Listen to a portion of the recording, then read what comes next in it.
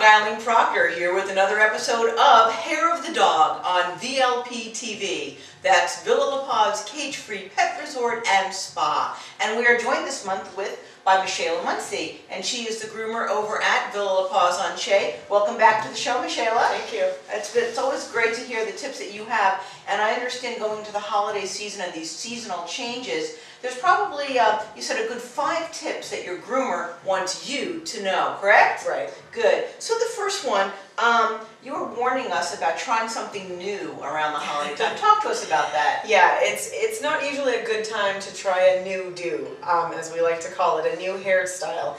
The holidays, most people have pictures, they have family coming over, and if you want to be brave and try a new do, sometimes you may not like what it looks like, Sure. and you may be disappointed because you may have photos and all of that. We generally like to either stick to the same thing they've been doing just during the holidays, so it's kind of a safe, they know they like it, Sure. and it's safe for that. Sure, and it may not even be that the dog doesn't look good. It could just be it's so different. It's shocking. Yeah, I remember my brother, right before his wedding, let his hair go long and curly, and we were like, who's that, Mary and Kathy? So Right. your dog may look exactly like a fish out of water in your family portrait. Sure. Yeah, so, okay, well that's great. So let's keep the do the same, okay, this time around, and start the new year off on the right foot with the new style, if that's what you're looking for. Exactly. We can always wait until January after the holidays and try anything new that they'd like to try. Excellent, good, good. Well, I'm just wondering then, around this time of the year, a lot of people think that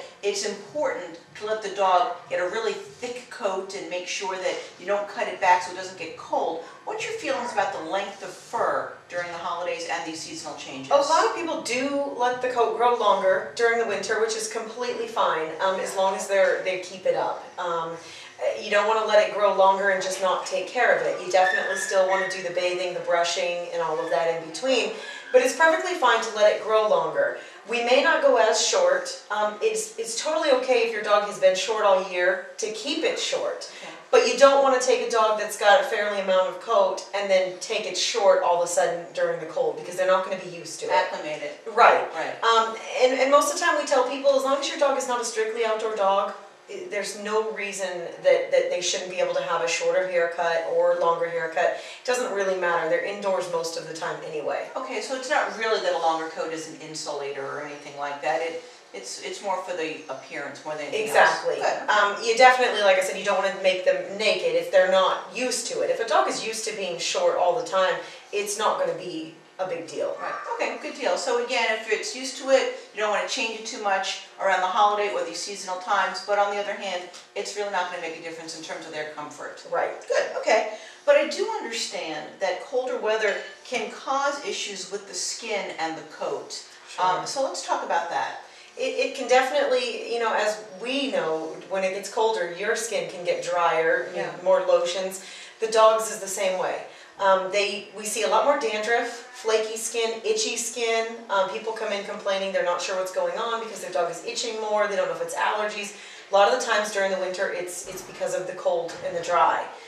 Another thing is dry throats. You may notice like a little bit of coughing, stuff like that. A lot of times that is due to a dry throat. It's drier, it's colder. And then dry nose. You'll notice sometimes they get a little bit of cracking and dry nose from the cold, dry also. Yeah, and my golden retriever has this condition, it's called snow nose. And it's not what you think, all right? But Cassie's nose actually changes color to different tones of color in the winter, and I've been told it doesn't mean anything.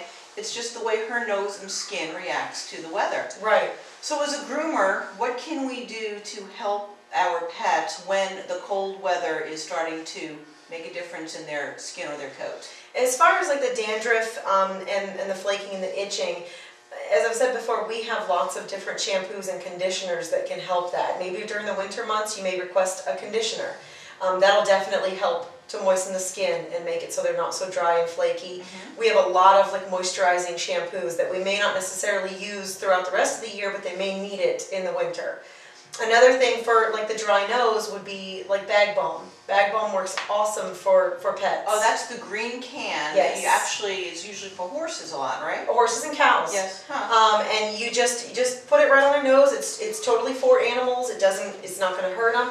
That works really good for dry, cracked, Even the pads of the feet. Anything that's real dry and cracked, you can use bag balm for. How about Vaseline? Does Vaseline work? You know, I would stick more to more of a bag balm than a Vaseline, because Vaseline's just going to sit on the top. It's not really going to do much. The bag balm's actually going to be absorbed into their skin and help hydrate it. And I know that you can actually get bag balm at Walgreens or CVS or any... Yeah, feed stores, anywhere. Yeah, it's pretty common and it lasts forever. It does. Yeah, it does. That's good. That's good. So I also know that around the changes of the seasons or the holidays, and we're buying our dogs presents for the holidays. At least I know everybody watching is, because we all love them like they're our kids. Sure. Because they are. And one of the favorite things to get the kids is Rawhide. One, it keeps them busy, and two, it makes that tail wag. Right. But I understand from a groomer's perspective, it's got some pitfalls. It does. Especially if your dog has any amount of coat. Usually the shorter coated dogs, it doesn't affect too much. But any dog with any amount of coat, what happens is they lay on the floor and they kind of place the rawhide between their front legs. Sure.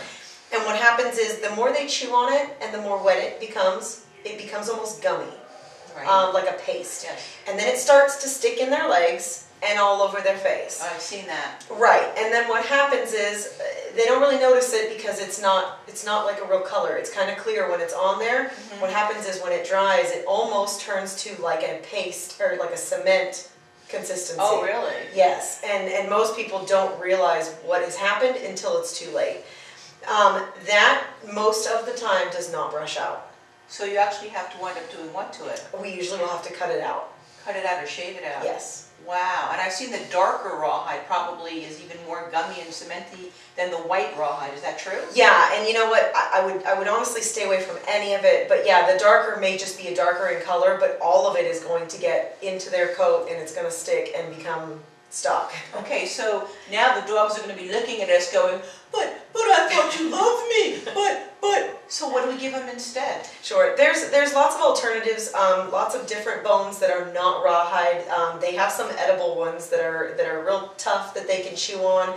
They also have cow hooves and they also have bully sticks. Those are all stuff that aren't going to get really gummy and sticky, and they do last a really long time also. Okay, so cow hooves or bully sticks, and while we're going to body parts, do pig ears qualify as a non-gummy treat, or would you stay away from those? They aren't gummy, but I would actually stay away from them. They're generally not good for them. They're almost like it's like a pure fat treat. It's not something that you're going to give them and they're going to chew on for hours and love.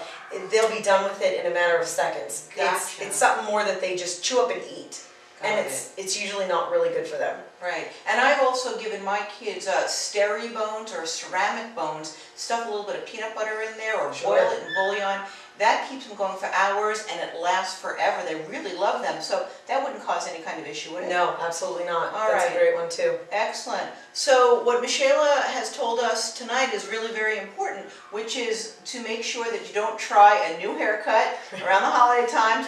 By the way, that's for you as well, ladies and gentlemen. Okay, you want to make sure that you are keeping the coat conditioned and moist so that the cold weather doesn't dry it out. You want to also keep the coat basically the same length or maybe a little longer than you're used to. Mm-hmm. And watch those treats because they can gum up the works. Exactly. What else? Last parting wisdom that you'd like to give to our viewers? One thing I would like to say is to try to keep the coat as clean as possible throughout the holidays, because what happens is the more dry and more dirty the coat, it can't breathe, which means that it doesn't insulate itself properly with the cold. Oh. It will actually make your dog colder the more dirty and dry its coat is. Gotcha. So make sure it stays clean and brushed and yes. Just keep them looking good. Keep that maintenance going. It's a 4-season job even here in Arizona. Absolutely. So. All right. Well, Michaela, thank you very much. We've made sure that our kids look good and feel good around the seasonal changes and the holidays. For additional information, if you have any questions, please contact Michaela or any of the groomers at the award-winning Villa La Paz on Shea or Villa La Paz on Bell salons. They'd be glad to help you make sure that your pets are looking and feeling their best.